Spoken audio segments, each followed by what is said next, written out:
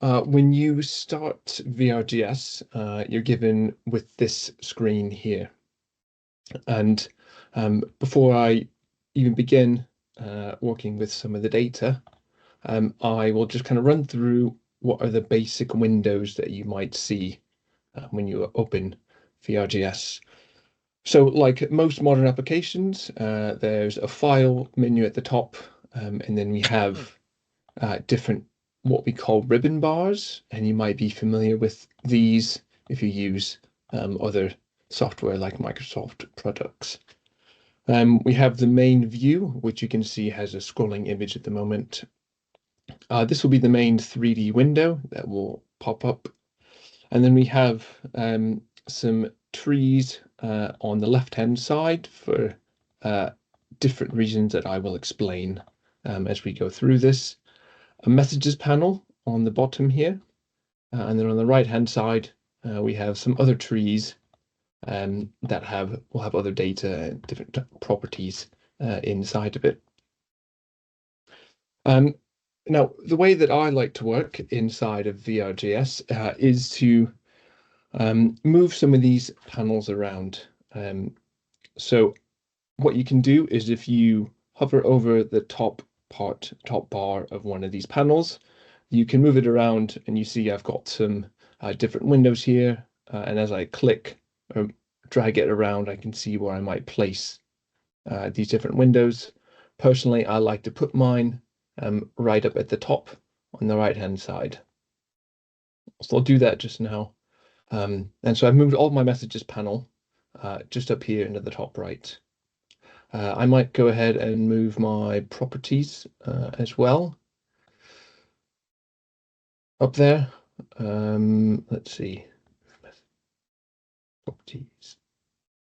Let's put that here. Okay.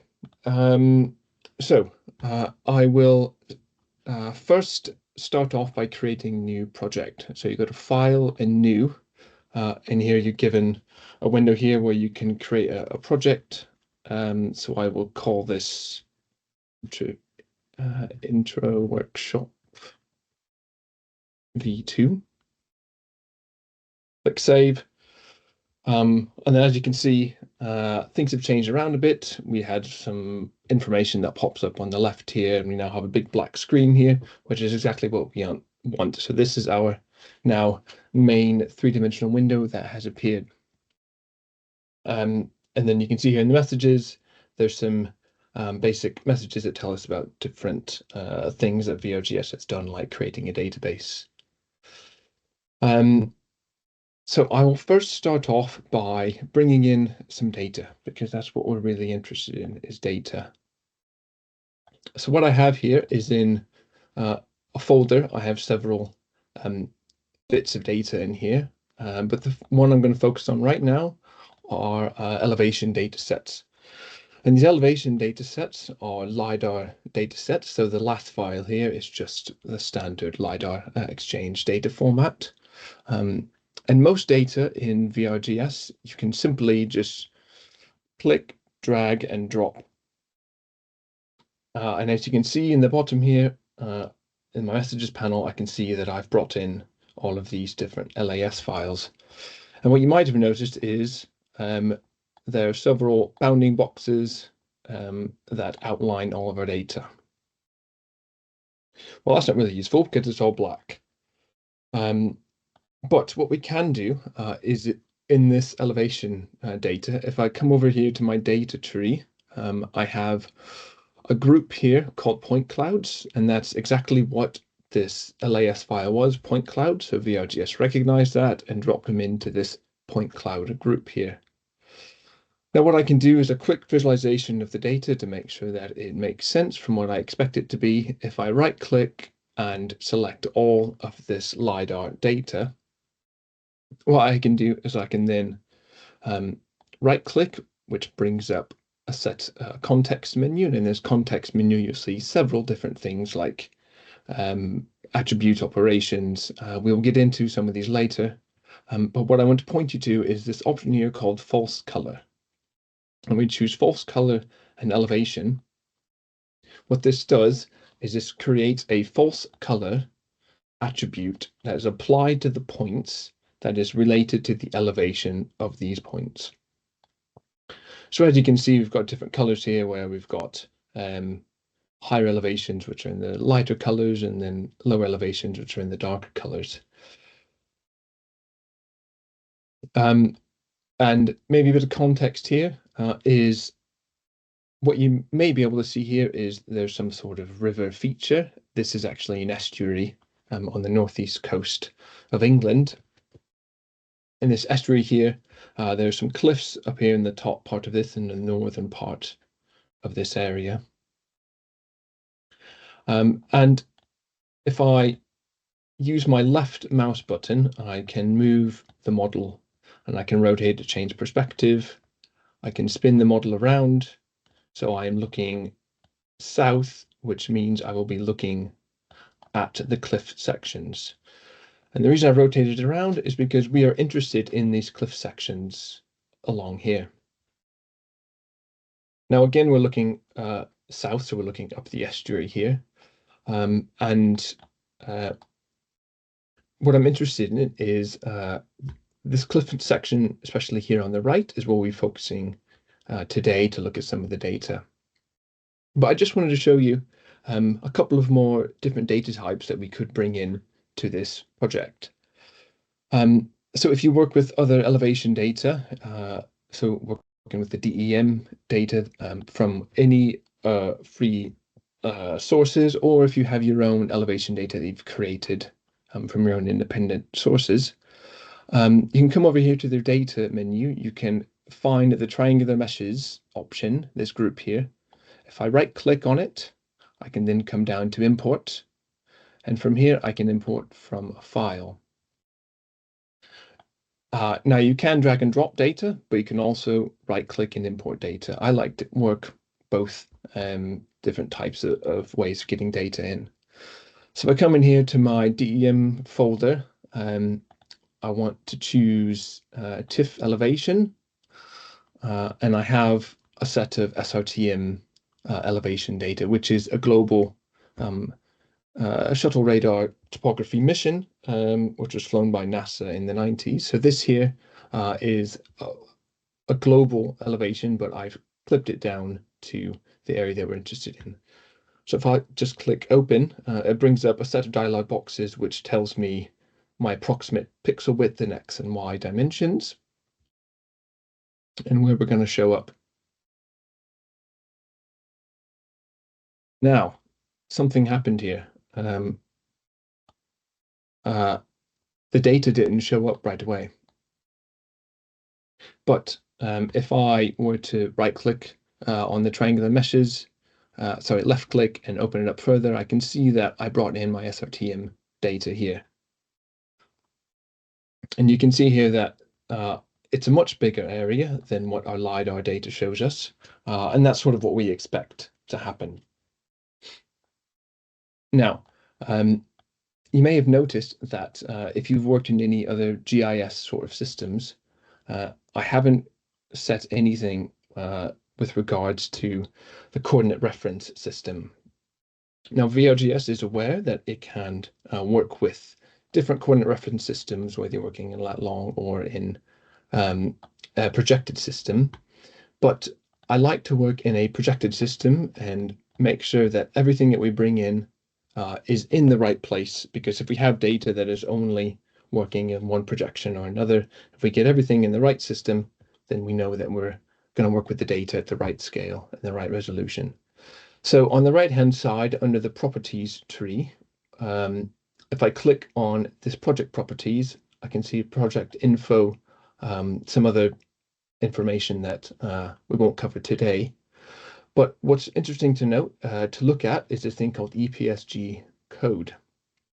So if I come over here, there should be a 3-button button that you press, and that will bring up another dialog box. And this dialog box allows me to search for different EPSG codes. Now I know that we are in Britain, and I know that I'm working in the Ordnance Survey, and I happen to know that code, that EPSG code. So if I type in the EPSG code, I click search, I know that I come up with the British national grid. Equally, if I didn't know the EPSG code, but I know it was something about OSGB, I can type that in and I get some other options. So then if I knew the number was somewhere around 27 something something, I know OSGB and I know roughly the numbers are the EPSG code. I can type in OSGB, find it. This is what I want. That's the one I want. So I click OK.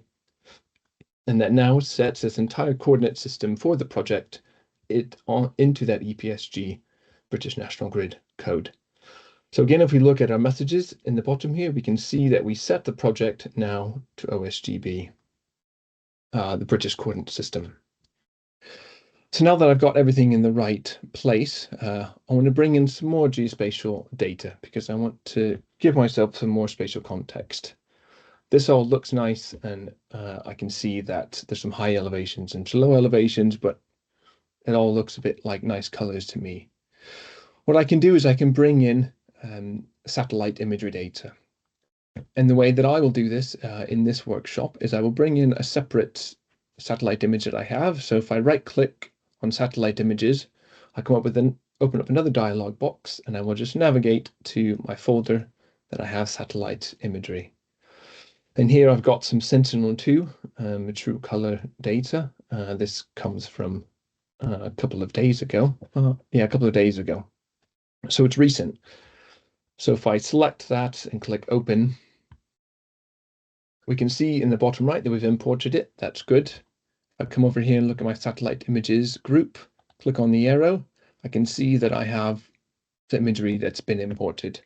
Now VRGS will automatically determine what is the red, green, and blue color channels of this. So I don't need to worry about setting that, but we can set that later if we choose to. So what I'll do is I'll turn that on, and that is sat behind my DEM. So you can see here that I brought in the satellite image, which is nice. I will now turn off my point clouds so it can view the satellite image better. So we can see here is the small estuary and the cliff sections. But what is really cool that I like to do is if I turn my DEM back on and I have my satellite image on, what I can do is I can go to my DEM, I can right click on it, I can navigate to texture map, and then I can apply that satellite image directly to this model. And now what you see here, you may not have seen much change, but if I zoom right into one of these cliff sections, you can see that we've draped the satellite imagery right on top of this DEM. So this again gives me even more geospatial context of what I'm looking at. Now, typically when we collect digital outcrop data, we've been in the field usually, and we know what the field looked like. So we knew roughly where we were on the beach. So this is really important to bring in this type of spatial information because it aligns you to when the data was collected and what the areas around you look like. So if I just turn on one of the LiDAR data sets, and I know this is the LiDAR data set for the area that I want to look at, we can see here that we have some LiDAR elevation data that is much higher resolution than the SRTM DEM. What I will also do is I will turn off the background satellite image, and then I will, apologies, sorry about that. Sometimes the mouse, if I click off the screen onto the screen, it does jump around a bit, but it's very easy to navigate right back to where you were. Now that I have some spatial context and I know roughly where I am, I want to bring in my actual outcrop model. So the way to do that is I will drag and drop the outcrop model. And to do that, I will go back to my directory where I have the data. And here's called Whitby OBJ. And inside of this folder, if you were unfamiliar with sort of outcrop model structures, the most common one is the OBJ. And the OBJ is a file that has a set of vertices and faces that are associated with the actual mesh itself. And then there's what's called a material file, which connects all of these different JPEG images. And these JPEG images are the texture of this outcrop model. So what I'll do is I will just click on it. I will drag and drop that right into VRGS. Now we can see here is it saying processing, and if you look in the image and my messages on the bottom right, VRGS is processing all the different faces of this mesh. It's optimizing the structure to make sure that it works with our graphics card in our system. It writes the mesh to the disk, and by writing to the disk, it's saving it inside of the database of this. So it's done. We can see that it's been imported, and if I look under my triangulated meshes group, I can see that I've got my OBJ here called Whitby and the date that I collected it. So I will turn that on, and then I will turn off for the moment the point cloud, and I will turn off the elevation data. Well, it's not here. I thought I had collected it somewhere in here. Well, this is very common because if you collect data with a UAV, with a drone, or you collect it with your handheld camera, there's usually not geospatial information associated with it. But we can correct that because if we know some geospatial information, like ground control points or points that we identified on the outcrop that we can later post-process, we can bring this right into the right spatial context. Now in VRGS, there's a very handy tool that allows us to jump around between data. And because my model is nowhere in this model space that I expect it to be, what I can do is if I go to my model here and I right click, I have this option here called Go To. If I click on this, VRGS will take me to where the outcrop model is. And you can see here in the messages again, we got some more data telling us that we're building the textures. And remember, those textures are those images associated with this OBJ. So we now have an outcrop model in front of us. But for those of you with a keen eye, we were looking south before, down a river estuary, and now we're looking at a cliff section where south appears to be up. This is very common when you have your outcrop model, but if I move it around a bit, I can bring the outcrop model into some sort of view that looks like a cliff section like I expect, but now we're looking east, which is not the right place. It's not what we want to be doing. But we can bring in some data that will help us get us into the right place. So to do that, we bring in what are called waypoints.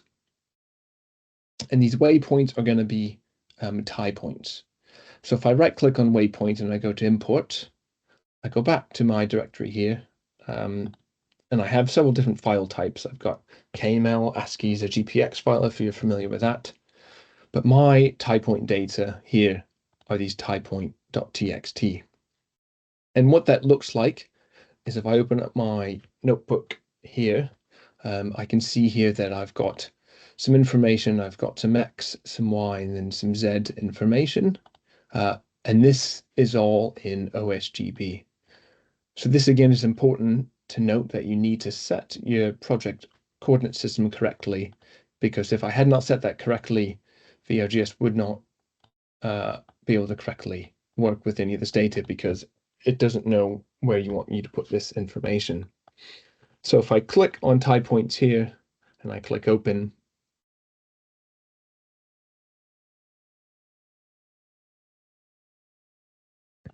I've got some imported waypoints. Now, if we come and look at the properties of these waypoints, we can see that the information that we were just looking at in that text file has been imported.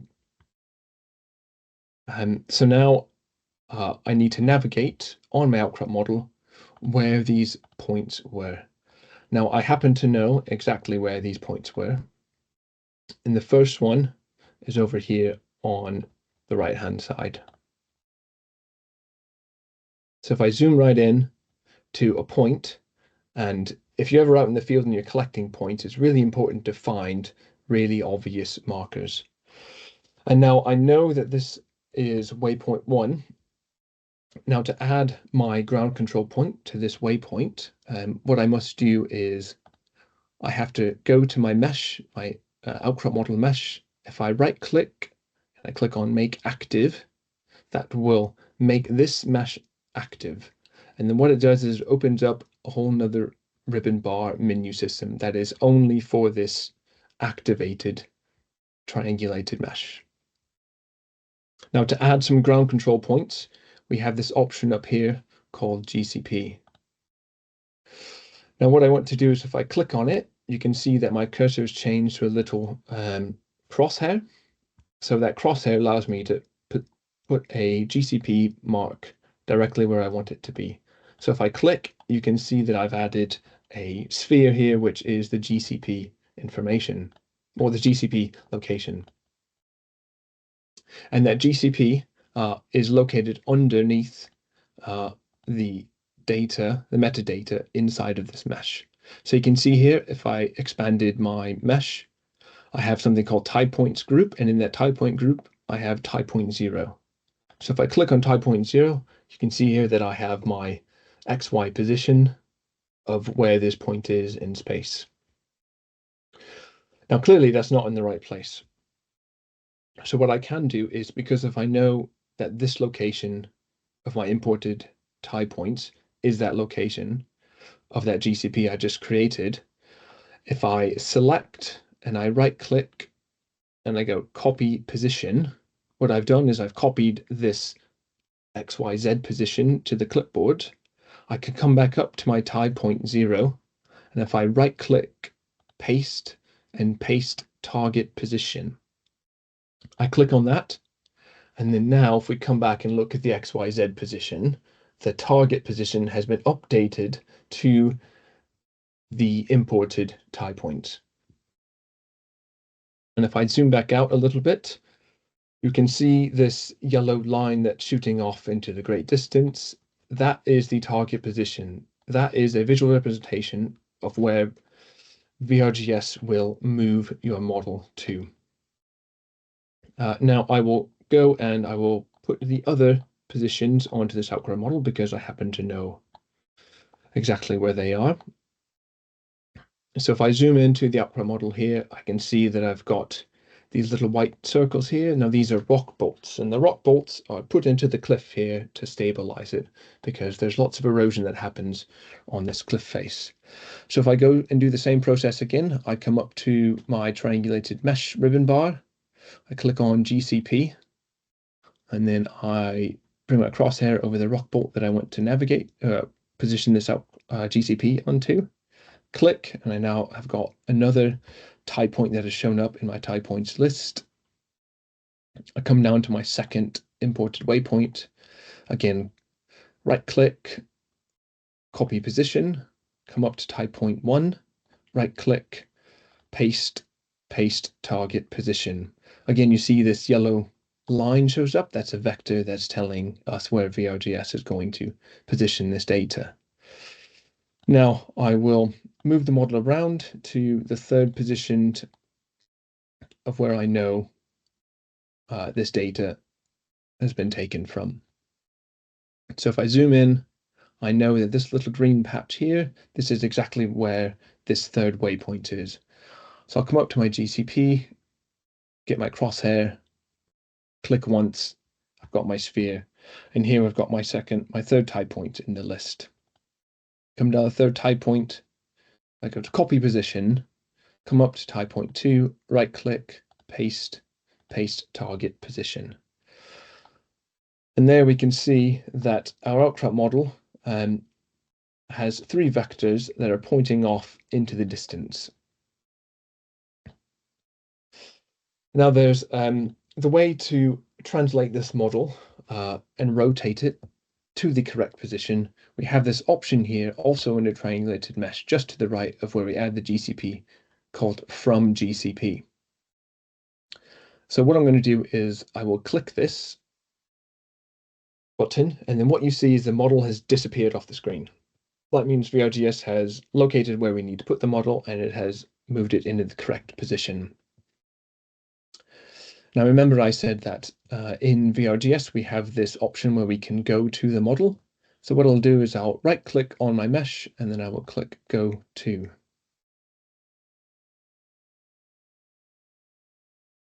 And VRGS has brought us back to where the mesh is. I'll rotate the model around a little bit.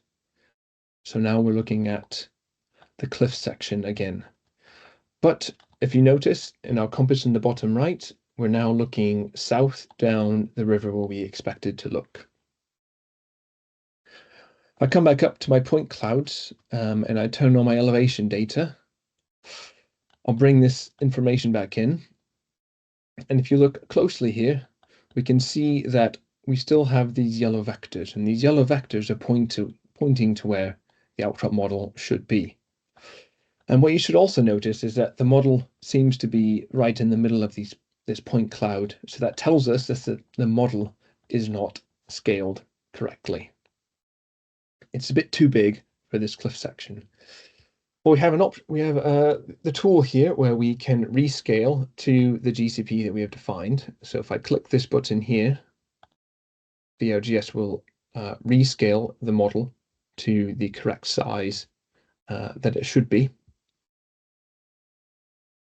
So now the model has been rescaled. So it looks about the right size according to this cliff here. I can see the points of this cliff, but the yellow lines are still there, which means that we're not quite in the right position.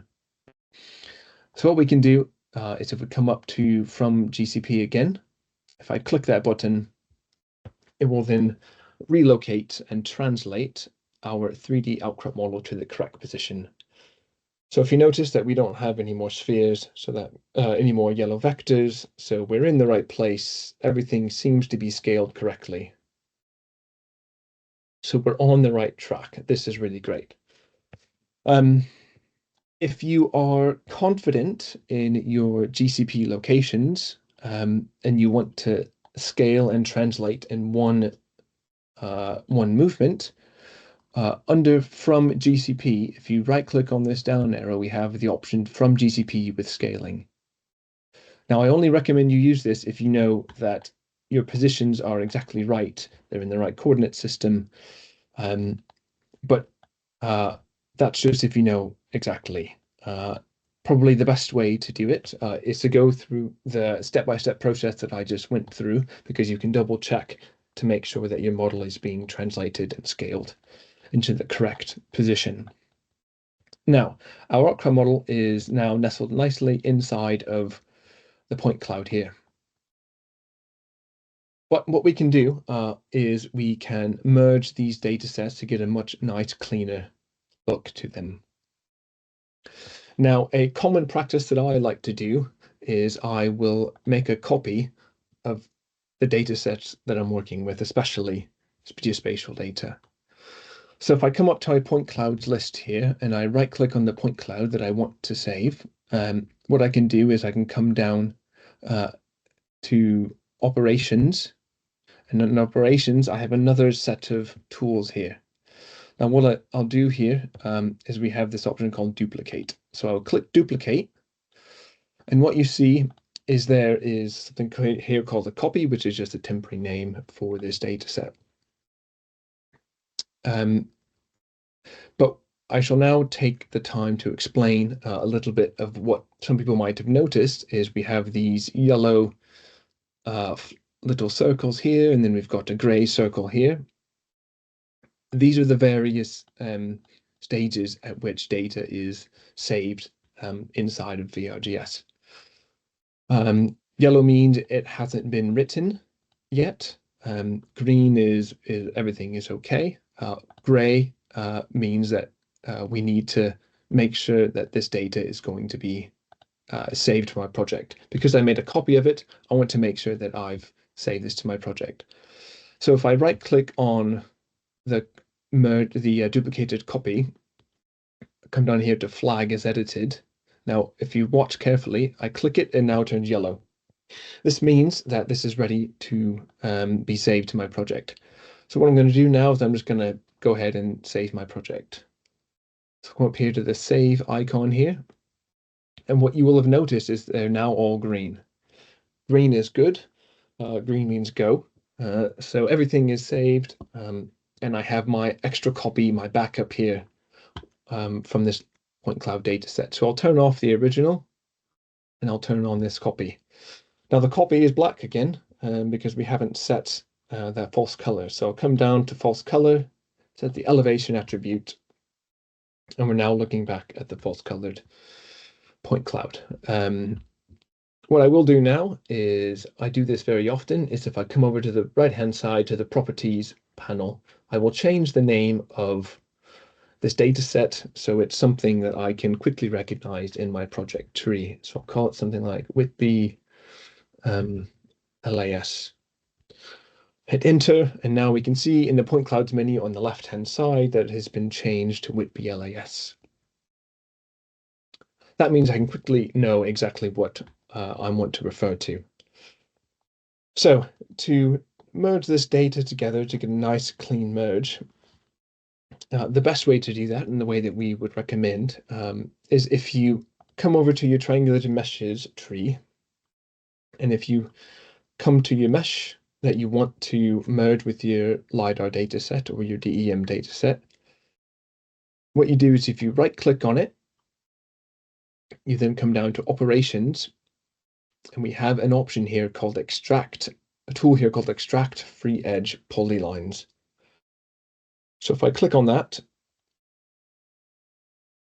what's going to happen is VRGS will work out the outside edge of this mesh here. So it's going to work all the way around this mesh, and it's going to calculate it, and it will create a polyline that outlines this mesh. So that's done here. I can see here in step 404, I've been finished for my messages. So if I come over here to my interpretations tree, which we will get into a little bit later, I have what's called a polylines group.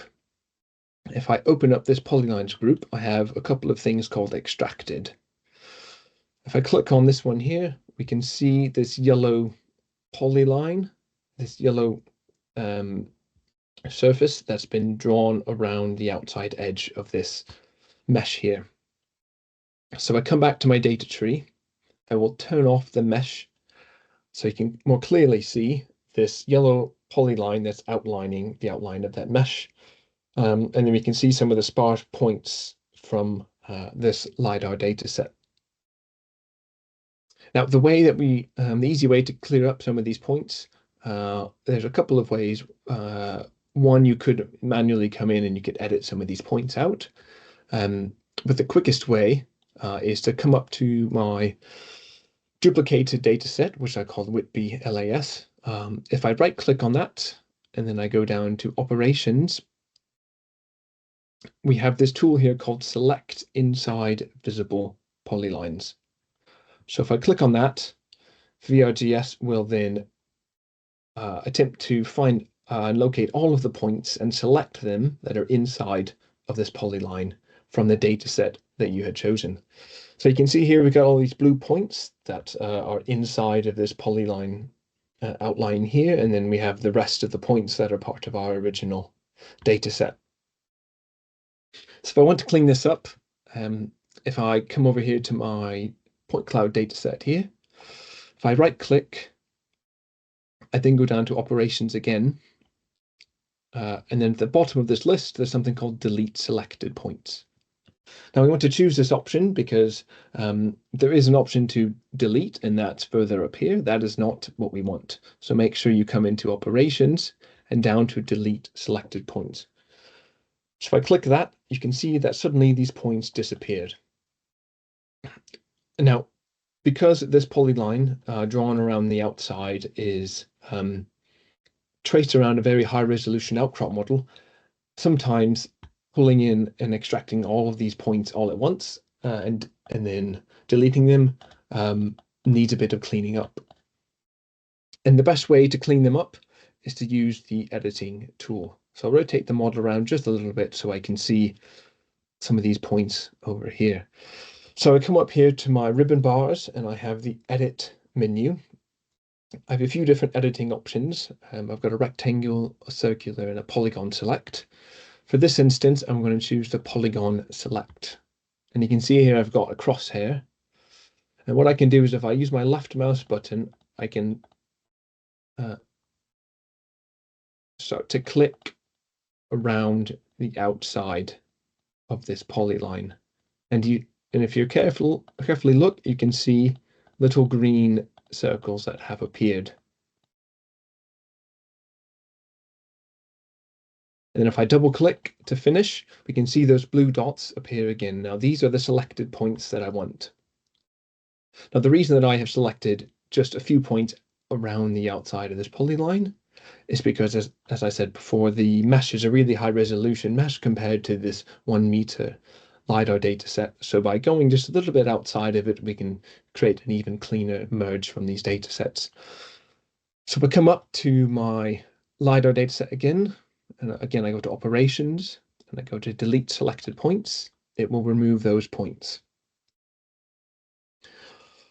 I will then come over to the other side and I will clean up these extra little points that I can see here. So I'll come up to polygon select again, and I will just draw again around the outside of this polyline.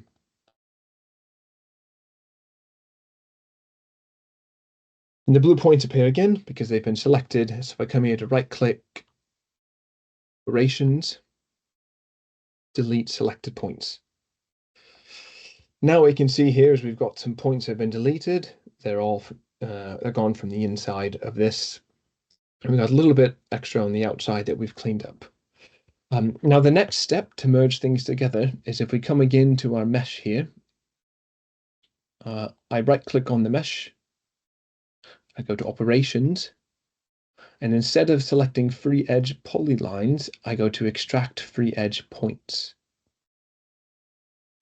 So if I click that, what you see appear here is a set of free edge points.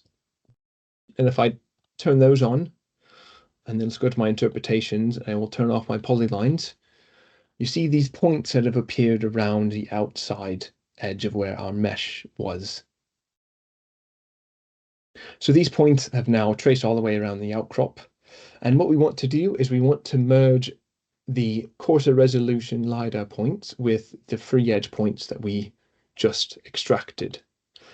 So if I come back up to my point clouds here, and I select both of them, I can either shift and select, or I can hold down Control and select.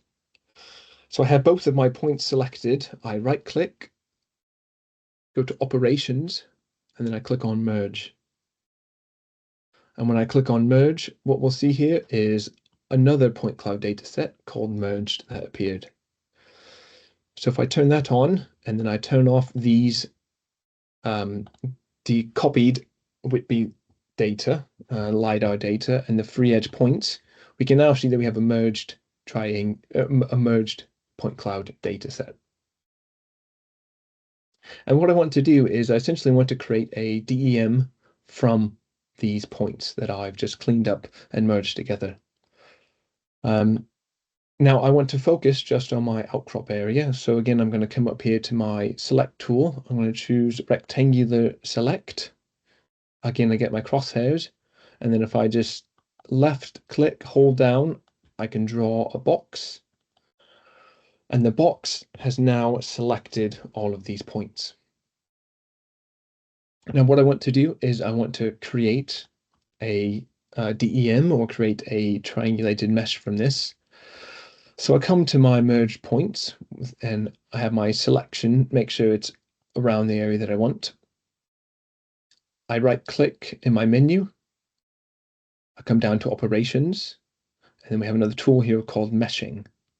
We have a few different options, but Delaney 2D is the one that is most appropriate for creating a triangulated mesh from this elevation data. So if I click that, it'll ask me, bring up a dialog box, and it'll ask me for maximum edge length. when you're creating it from elevation data, put in quite a large number. We want to triangulate from above, so make sure that radio button is selected and leave everything else as default.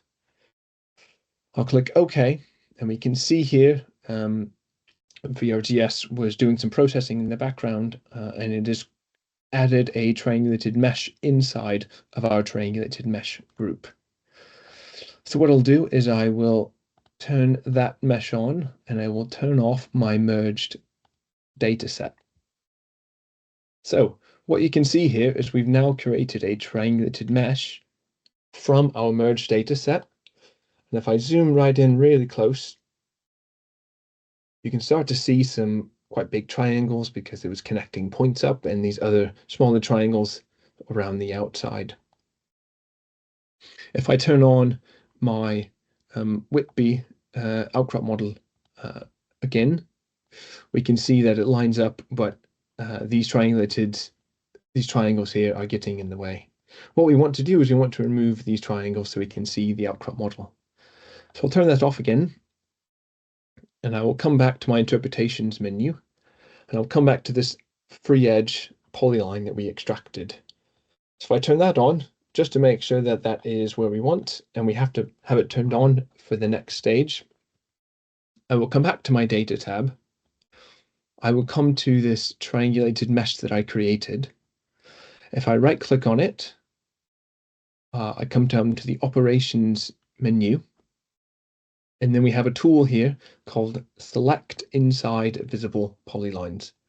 And this will be the exact same process from the point clouds, but applied to the mesh.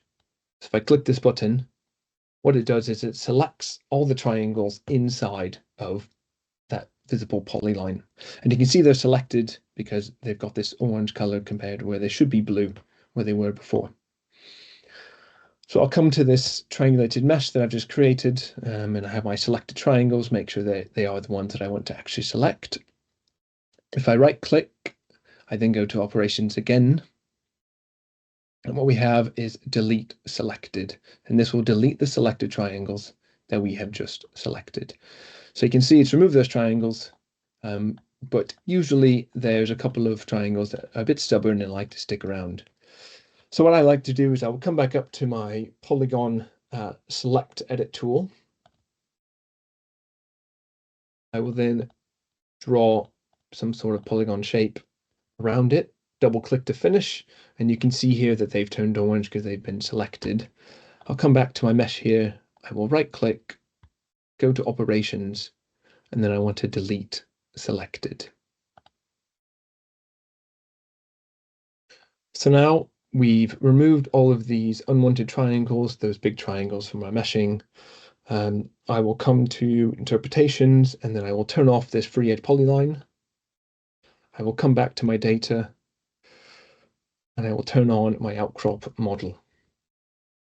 And what you'll notice is that we've got this nicely merged outcrop model with the background elevation data. Now, what I like to do in this instance is, rather than having a blue and orange elevation data, if you remember, we have a satellite image that we imported. So I'll turn that back on. I will come down to my merge data set. I will right click, come down to texture map, and set the texture map to that satellite data. I'll turn off my satellite imagery, and now we have satellite imagery that's been draped onto that mesh that we just created. So it makes working with this data a little bit nicer because everything is it makes more sense from what I would have noticed if I were in the field and I collected this data. So now that we have all of our data merged and put together into a nice little format where everything looks really nice, I'm going to start to work on some interpretation of this data. But before we start interpreting, what I want to do is I want to make sure that I know exactly what I'm looking at and in the right orientation. So what I like to do here is if I come up to the home ribbon here, there's this little icon here called navigation buttons. If I click on that, it will add another compass up in the top right. And as you can see, the north arrow is pointing to the north arrow. But the reason I like to add that is if I rotate this model and I start to look orthogonal to the outcrop face, what you'll notice is the compass on the bottom right also will rotate based on the orientation of the outcrop data. So I'm looking directly orthogonal. It's a little bit difficult to see where north, south, east, and west is, but if I have this icon up here, I always know where north is and then what direction I'm looking. So that's just something that I like to have when I'm interpreting some of this data. Now, the next and perhaps most important thing that we want to work on and that we want to add to this data is we want to add some scale. I know from this data set that there is an estuary here, that this is the cliff face, but at a glance, I may not know exactly how tall this cliff face is.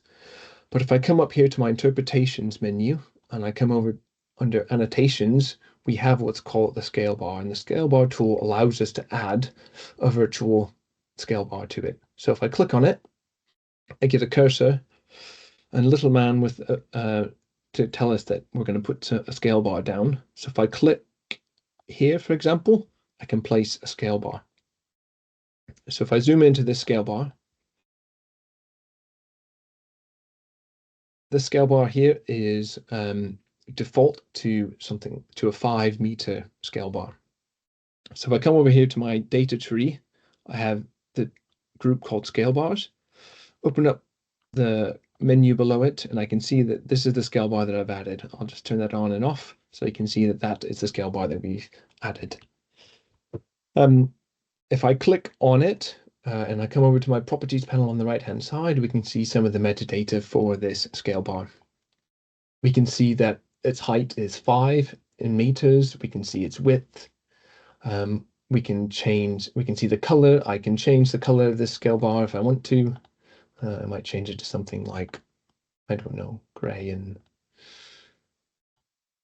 purpley color. I can even change the size of this scale bar. Let's make it 10 meters. You can see that jumped up in size. These segments here, because I have 5 segments listed here, that means they're 2 meters. I'll make it easier on myself. If I just add 10 segments, then I know that's 1 meter. So we can see our scale bar that's 10 meters tall. This scale bar, I can make it horizontal. If I make it horizontal, you can see that this has now just been put flat onto the ground. If I want to rotate or change the position of this scale bar, we have this option here called bar azimuth. So if I click on it, I can rotate the scale bar around. I can make this something that makes a bit more sense, maybe aligned with this wall here. I can create a triaxial scale bar, and a triaxial gives us 3 different axes. I will rotate it around so it's nice and obvious for us to see that we can see 3 axes here. Now, if I turn on horizontal and triaxial, what you get is a biaxial scale bar. Now, this scale bar I like to use, and it's important if you're working on, say, a wave cut platform and your outcrop model extends out here and you're looking at distribution of fractures or something. I like to put on this biaxial scale bar here onto the wave cut platform because it makes it nice and clear for me what I'm working with, what scale I'm working with on these things. So some other useful things that I want to add. I will add some virtual waypoints. So I will come up here next to scale bar here, and I will add a waypoint. I'll add one here. It appeared in this little tiny blue dot here. I'll zoom right in so you can see that I've added a waypoint here. I will zoom back out and I will add another waypoint maybe here. And just for fun, I'll add another waypoint in this location. Now, as you notice, the waypoints are quite small. You may not even be able to see it. Now, these waypoints are currently set to the scale of this outcrop. So if I come over here to my waypoints list, I have waypoint 0, 1, and 2. These are the 3 waypoints that I've added. But if I come up here to the waypoints group, we have display size. So I can change the display size here. Let's say I want to make it, I don't know, 5 meters. So it's nice and big and obvious, but if I were to zoom right out, I can see that they're there. But if I zoom right back in, 5 meters clouds up what I'm looking at, and I can't see some of the outcrop face behind me. So what I like to do is I have this option here called maintain size. So I click maintain size on, the scale bars have now dropped right down in size again, but what they've done is they've changed to pixel coordinates. So they're not in real world coordinates anymore, they're in pixel coordinates. So I can set something like 15 here, and then jump a bit up in size.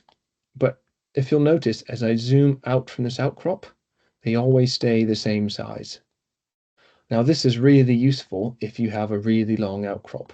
So for example, if this outcrop extended from here and then another, I don't know, another 50 meters to the right, if I just go right the way out, it'd be difficult to see these. But if I have these maintained at this size, that's great. I can move quickly between these scale bars, sorry, between these waypoints.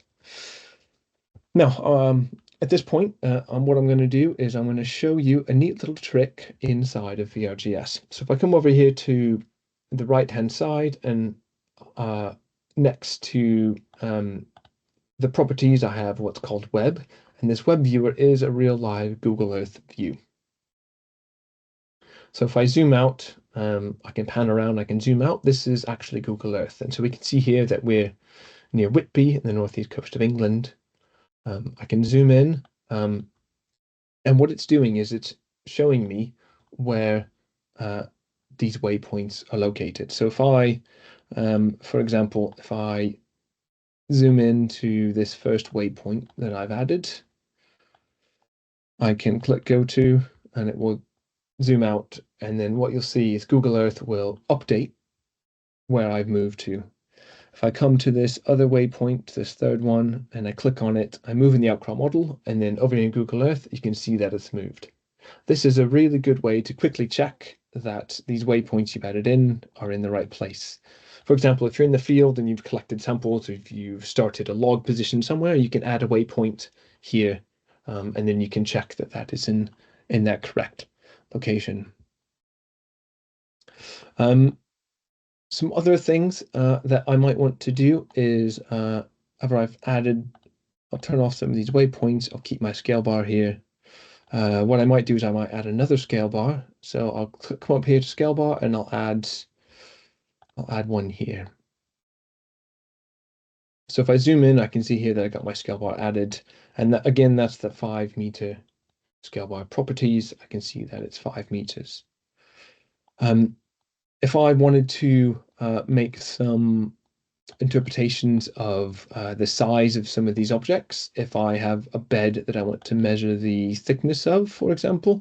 So if I want to measure from the top of where this green mossy unit is up to where the base of this, what looks like a channelized feature. If I come up here, next to scale bar, there's something called measure vertical. If I click on this arrow here and I open up the other menu, I have some other options, measure vertical, measure horizontal, but I want to measure vertical. So I'll click on measure vertical. I will click at the base and then I will click up at the top here. And this has now created a vertical measurement. If I want to measure horizontal, I'll just quickly show you how to do that. Come up here again, come to measure horizontal. And let's say I want to measure the distance from where I measured the vertical to this location here. We can see here that we have this horizontal bar that was created from this point here, and it's just about sticking out over here. Now, if I want to look at what this measurement is, I can click on the object, and then what you'll see up in the properties here is we have some measurements of what the distance is of this actual measurement itself. If I want to know where these measurements are in my data tree, so I come over here to interpretations in my tree here, and underneath the measurements group, I have the two measurements that I collected. So the bottom one here is just horizontal, so I might change the name to horizontal, just so I know that that's that. But we can see here in the properties of the vertical measurement here, we've got the height at which I measured, 3.2 meters. The horizontal, we can see the horizontal measurement was 7.3 meters. We have the 3D measurement, where you click once, and then that will measure the 3D distance, that straight line distance between the 2 points that you selected. One more quick measurement tool that I like to use for very quick measurements is we have this tape measure here. If I click on tape measure, we can see here that we have a little tape measure icon that shows up.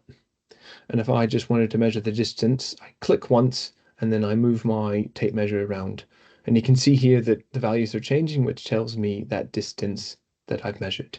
And this allows me to get really quick measurements. What this doesn't do is it doesn't save this data inside of VRGS. It's just a very quick measurement as I'm moving around the outcrop.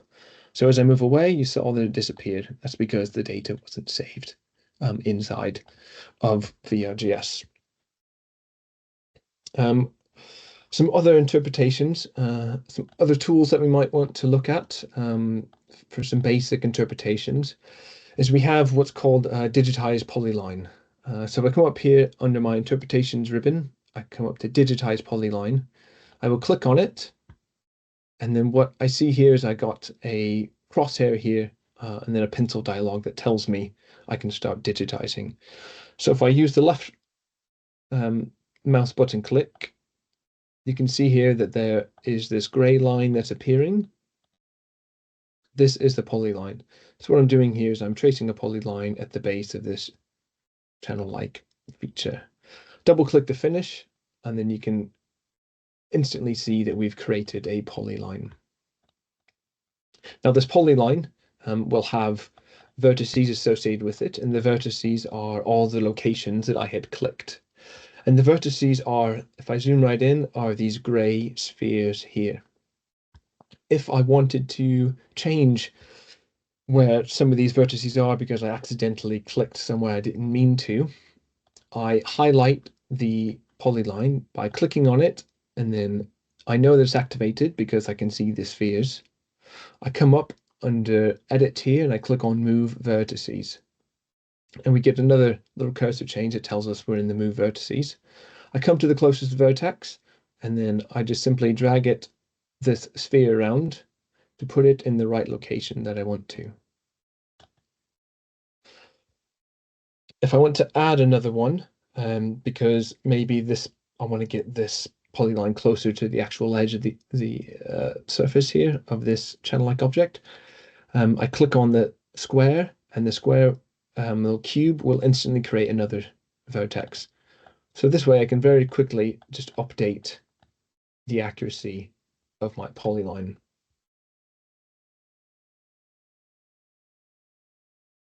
Now, what VRGS will attempt to do is it will attempt to calculate the dip in azimuth of this polyline if you have interpreted around some three-dimensional surfaces.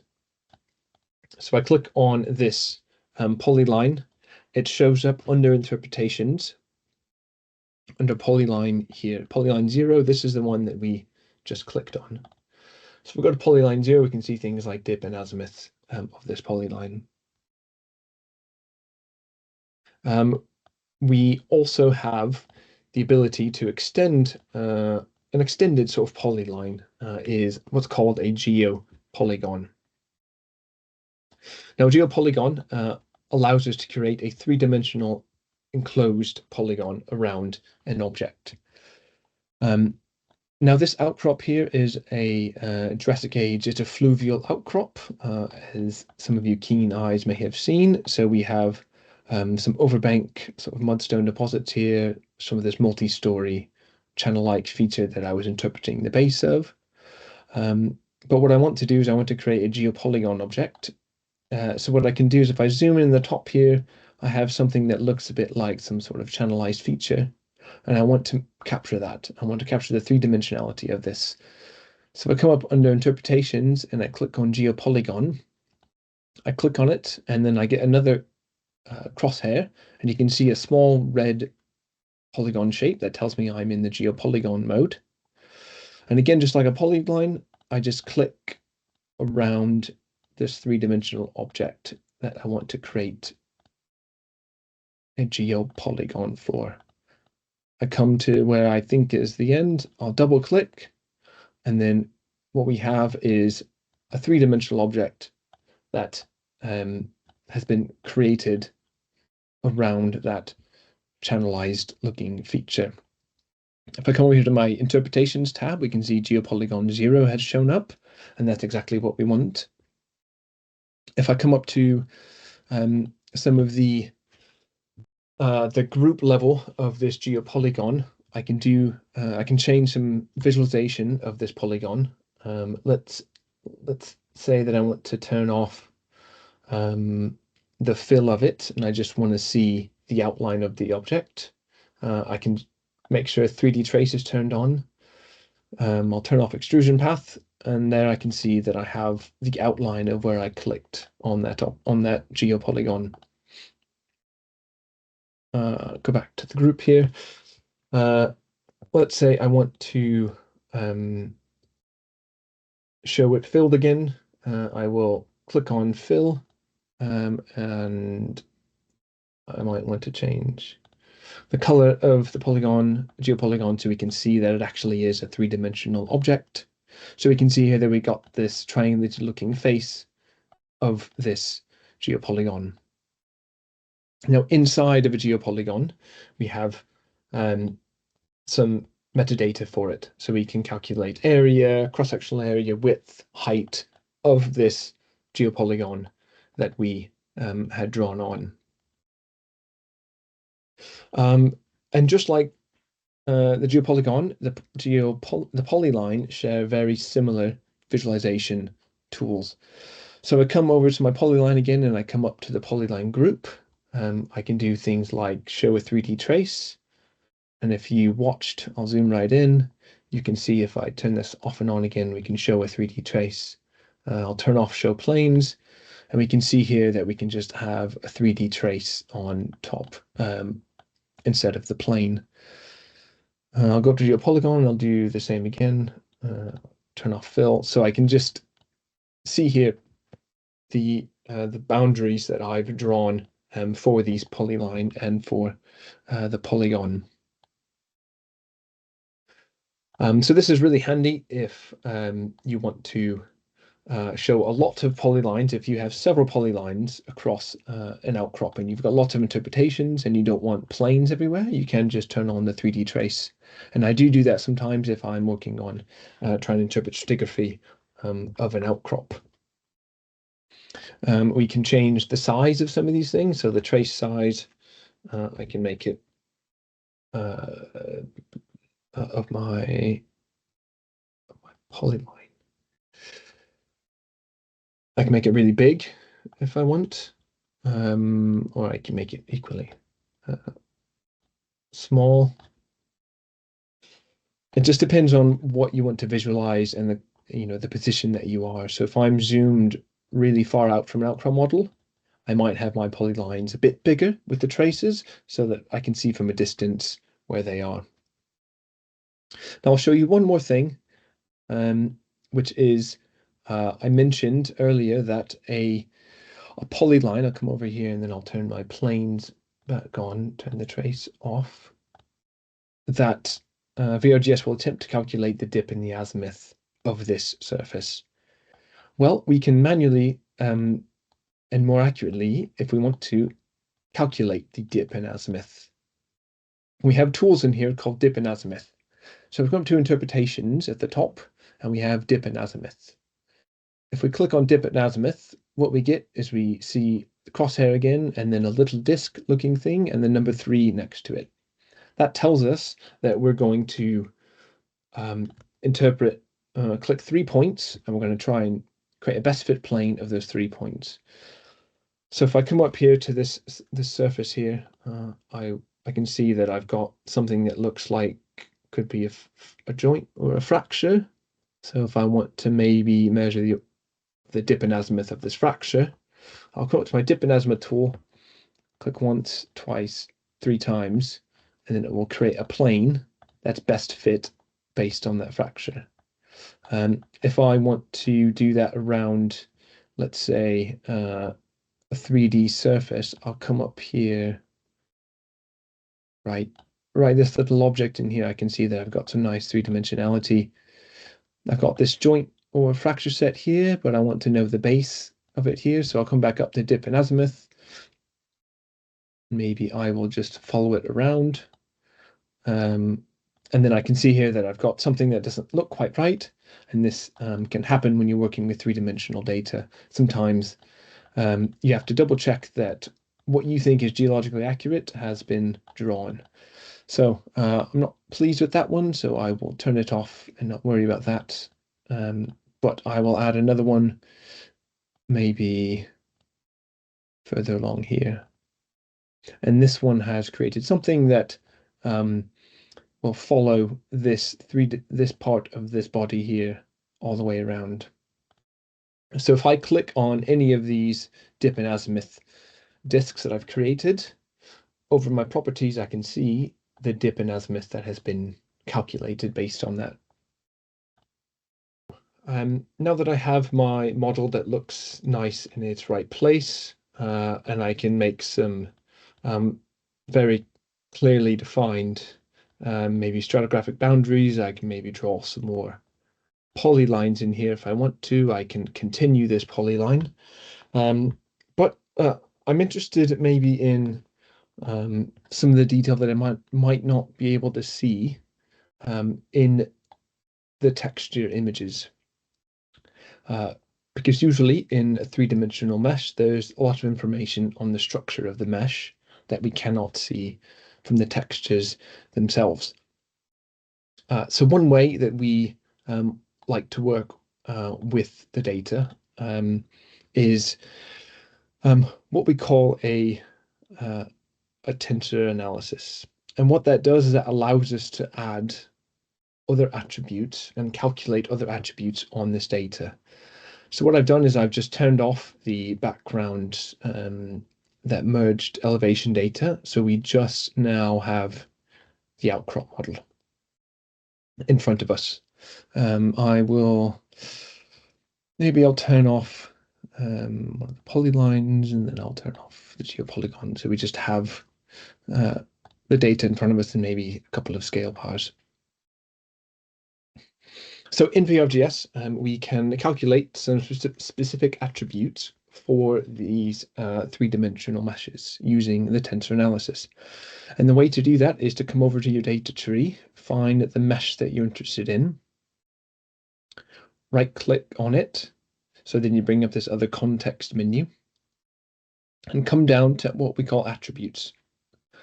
Now, inside of attributes, there's another context menu, and there's a lot of options here. There's lots of different things that we can calculate on a mesh. But what we're going to talk about today, and what you're probably going to find most useful for 90% of your work, is going to be what's called the tensor analysis.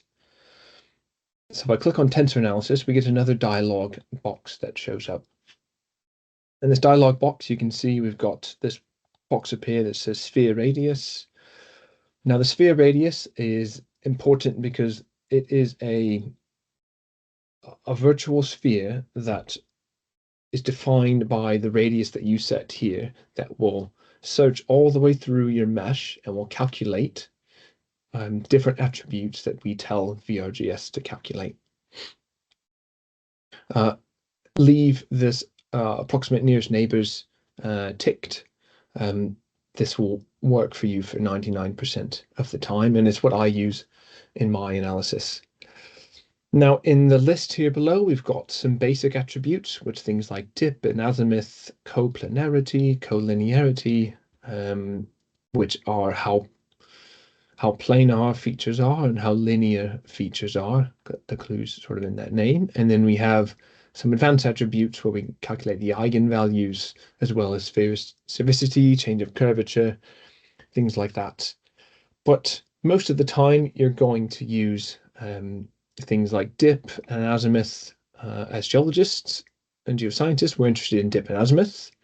Coplanarity and collinearity are very important, and I might turn on something like change of curvature just for fun. I'll leave everything else as it is, leave the defaults, and then you will just click OK. The model will disappear, and that's VRGS making sure that you don't make any updates to the model. And if you noticed on the right-hand side, it was processing the data. And for mine, it took 7.6 seconds, but that is hardware dependent and dependent on the resolution of your mesh. If you have a lot of triangles or you have a really, really big mesh over a large area, it can take some time. And if it does take some time, leave VRGS to work, go away, give yourself a cup of coffee here, have a cup of tea or something, and when you come back, it will be there and ready for you. Now, some of you may be squirming a little bit because I have lots of yellows here telling me that things aren't in a saved state. Well, I will click save and we'll write everything to the project, and it's now turned nicely green for me. So we just did a tensor analysis, and the tensor analysis, remember, was under right-click attributes. So the data that we want to look at is under attributes. And you can see under attributes that we have all of the different options that we had ticked. So we've got dip, azimuth, collinearity, coplanarity, orientation, quality, and change of curvature. So I'll click on dip, and the color's changed here, and we can see this is referring to the dip of this outcrop surface. Now, this is another important thing to mention, is in VRGS, on your right-hand side, or wherever you have put it, we have something called the chart. And the charts show us the distribution of the data for the attributes that we've selected.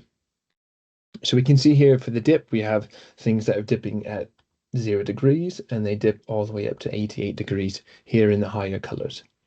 And that sort of makes sense because over here on the right hand side, you remember there's a wall. I'll turn off the dip for now. And there's this stone wall that was created. If I turn the dip back on, that's about that should be about as flat and as vertical as we would expect.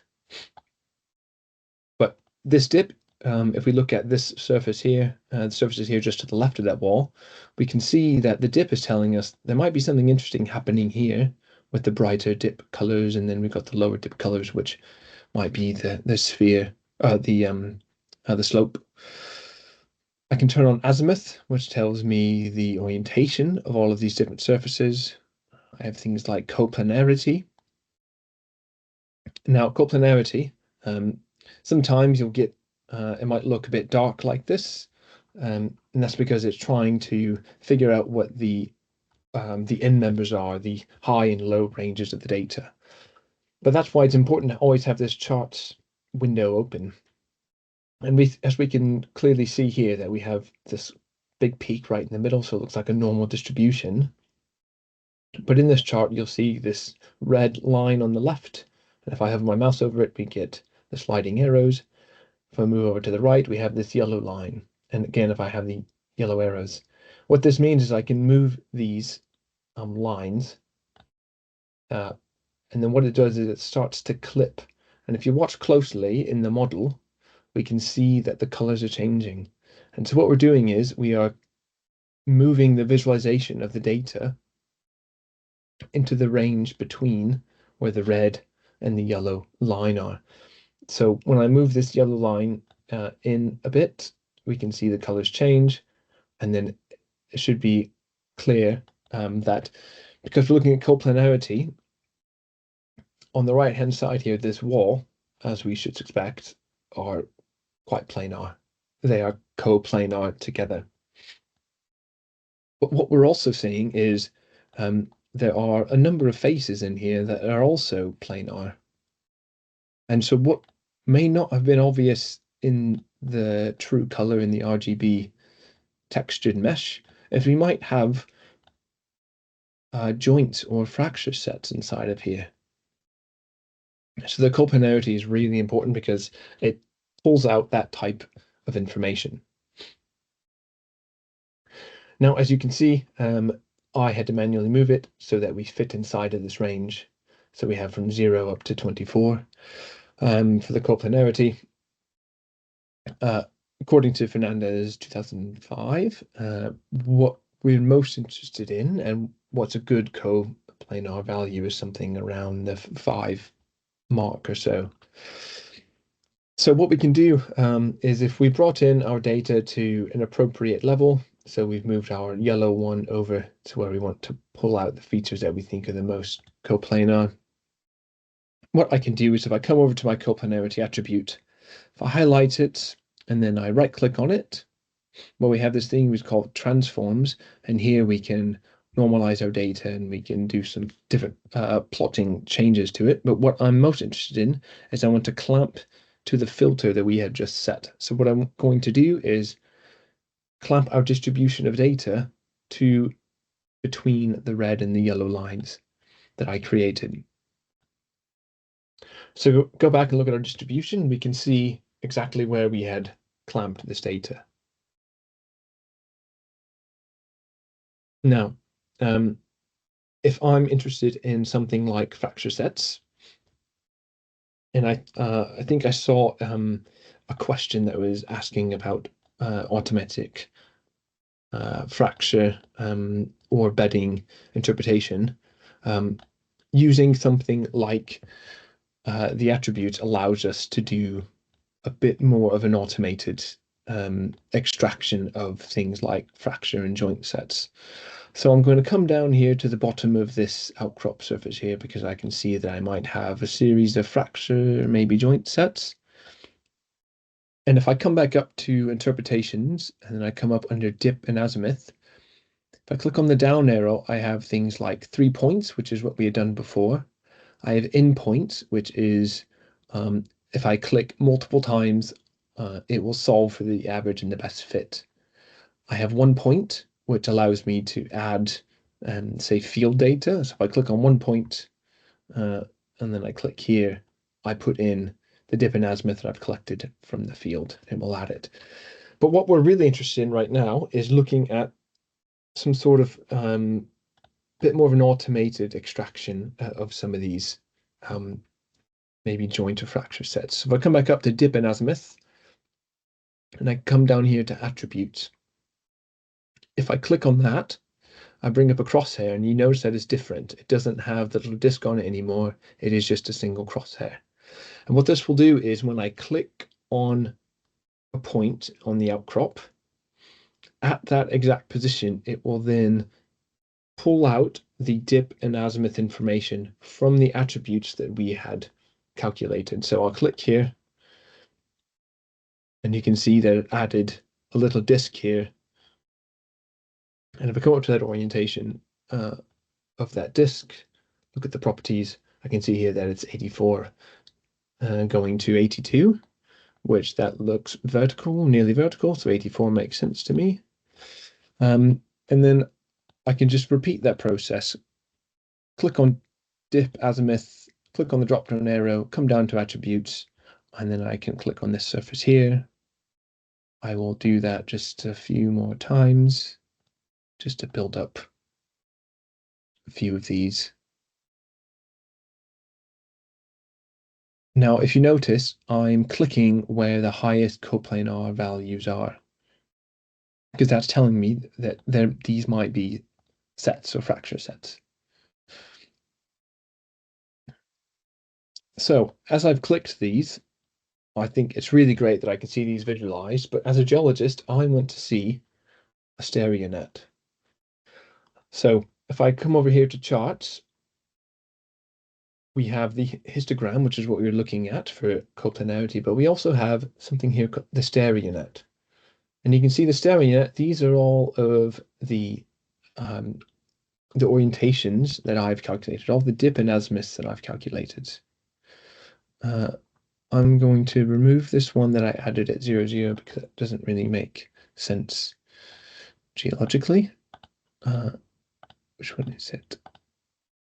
Orientation 3. So if I want to remove something that I've added, because I don't really like and it doesn't really make sense, I can right click on it and I can just go to delete. And it's now removed it from my list, so I don't have to worry about that information appearing in my stereo net.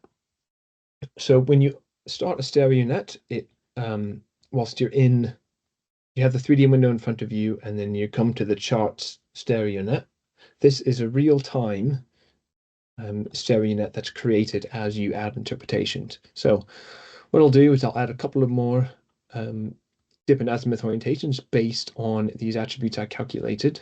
So I'll click here, and if you watch the stereo net whilst I click, it will add our Great Plains as I click through it.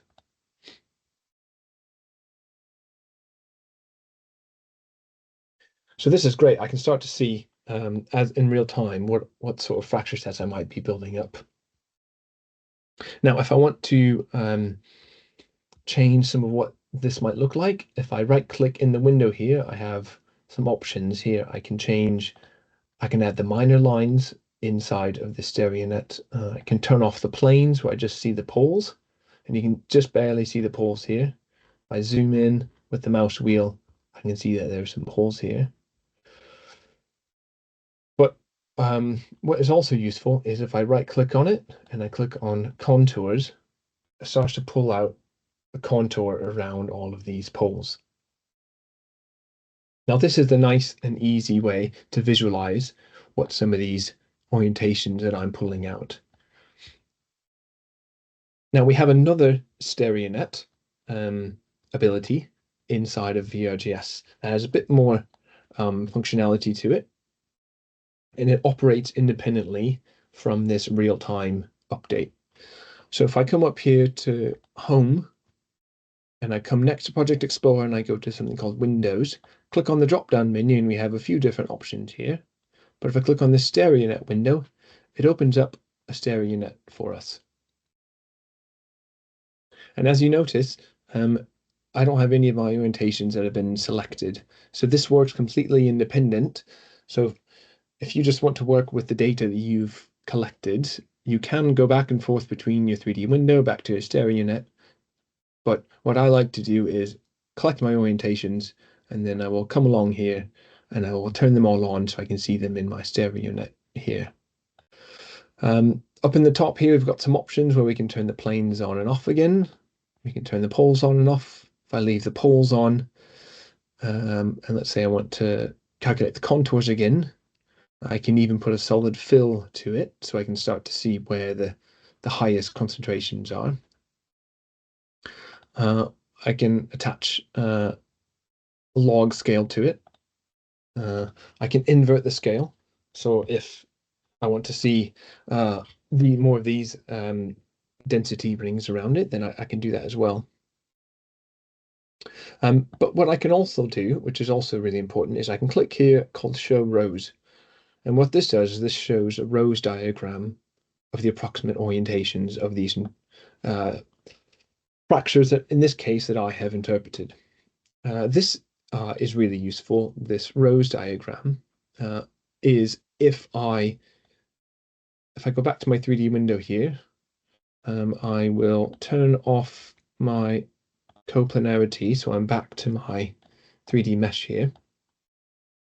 And if I really knew and I wanted to guess, say I don't know, let's say the paleo flow or the paleo current directions of some of these bodies here.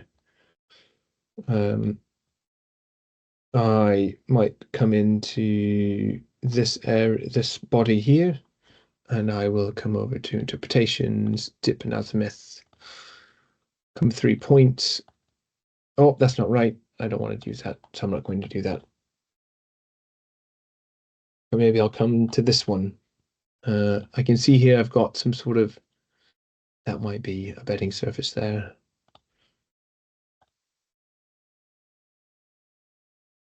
So I've got the orientation that could be of that paleocurrent. Now, obviously, when you're in the field, you would want to collect this information whilst you're in the field, because you can get with your compass chronometer, for example, or on your phone, you can get a more accurate reading of what these might be. So that's when this dip in azimuth 1 point might come in handy. But if we go back to the stereo net window, if you can imagine that I have calculated a bunch of paleocurrent values, I now have a rose diagram to show me the paleo flow of these beds that I will have interpreted.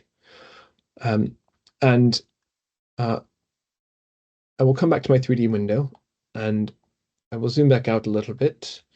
And let's imagine I was interpreting what was happening here stratigraphically. We have at the bottom level, we have some tabular looking sandstone bodies, and then in the middle here, it looks like some muddy deposits, maybe some silty deposits. And the top here, some multi-story sort of complex of channel bodies. So we have different sort of facies associations inside of here. So what I might want to do is all of these fractures that I've interpreted down here, they are, say, from orientation number 5 to orientation number 14. I can right click on it, go to group. And now I've got a group of all of these orientations. Oh, there's one more. Let's see, which one is that?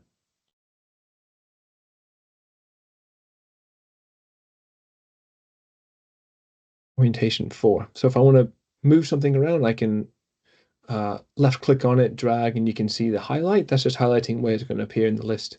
So I can drop that right into my orientation group. And so now I have all of my fracture sets that I've interpreted down here. If I go back to my StereoNet window, I'll turn off everything, but I'm only interested in those fracture sets. I can turn that whole group back on again, and I can see the sort of dominant orientations of those fractures. So this is really good if you are working in different stratigraphic regions or in different geospatial regions. You can group them sort of any way that you see fit.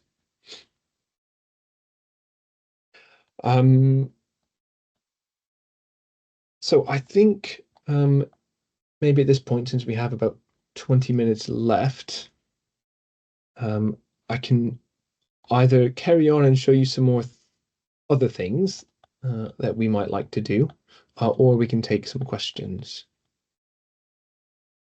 What does the group to do?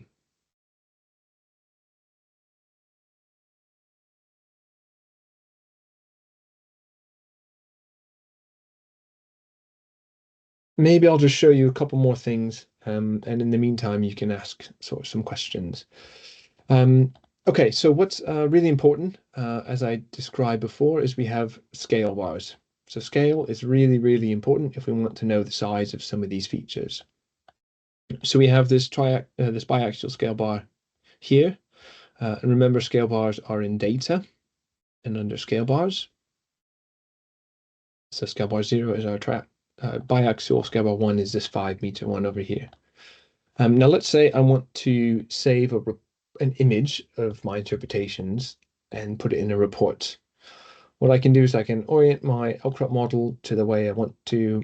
What I want to show people is I want to show this channelized feature here, and then we have some my 5-meter scale bar here, and then we've got something up here, but I don't know if that 5 meters makes sense to that up here. So I will add another one, maybe put it up here. And so now I know at this perspective what 5 meters and what 5 meters is. If I want to say save this out for a report, rather than using the snipping tool or taking a screenshot of it, in VRGS we have the ability to save images to a virtual camera. And the way to do that is you go to Home and you go to Copy Screen. You just click on Copy Screen and you come up with another dialog box. and you have some default options, and you'll have to change these default options based on the resolution of your screen in front of you. So if you're working on a 4K monitor and you have things set to super widescreen, or you've got an ultra wide monitor, you'll want to change some of these around.